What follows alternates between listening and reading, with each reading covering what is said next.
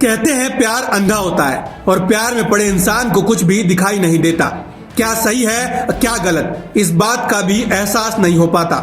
ऐसा ही कुछ हुआ झांसी के नीरज विश्वकर्मा के साथ, जो आज अपनी गलतियों पर आंसू बहा रहा है। उसने एक लड़की से प्यार करने की गलती की, उससे शादी रचाने की गलती की। उसे नहीं पता था कि जो वो करने जा रहा है उसकी सजा इस तरह मिलेगी और लेखपाल बनते ही वो लड़की उससे नाता तोड़ लेगी, यहाँ तक कि उससे बातचीत भी बंद कर देगी।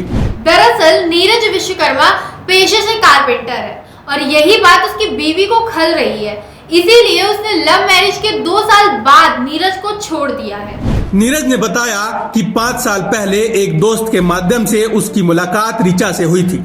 दोनों की दोस्ती धीरे धीरे प्यार में बदल गई और 6 फरवरी 2022 को दोनों ने कोर्ट मैरिज कर ली। नीरज आगे कहते हैं कि शादी के बाद भी दोनों एक दूसरे के बिना नहीं रह पाते थे। वो पेशे से बढ़ई है, लेकिन उसने रिचा को सरकारी नौकरी की तैयारी करवाई और कोचिंग की फीस भी भरी। आज से 5 साल पहले हम लोग मिले थे। हम लोग ने लव मैरिज की थी, शादी की थी। बाकायदा हमारा सेक्शन 95 पर मुकदमे के पेपर हैं, बाकायदा सब कुछ है। हमारी पत्नी कहती है कि हमें कोई शादी नहीं हुई है। उसके बाद नौकरी लेखपाल का सिलेक्शन होने पे आ गया तो हमसे कह रही कि हमें कोई मतलब नहीं है आपसे। नौकरी लगने पे आपको छोड़ दिया। हाँ, नौकरी लगने पे हमें छोड़ दिया।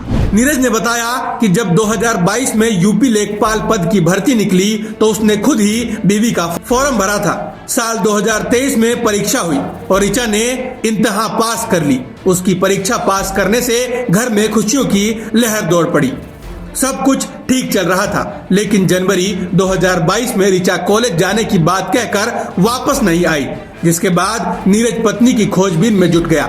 नीरज बीवी की तलाश करता हुआ ससुराल पहुंचा, जहां उसके न होने की बात कहकर सास ससुर ने उसे वापस भेज दिया। इस पर नीरज ने पत्नी के लापता होने की जानकारी थाने में लिखाई, जिस पर पुलिस ने रिचा को कुछ घंटे में ढूंढ निकाला।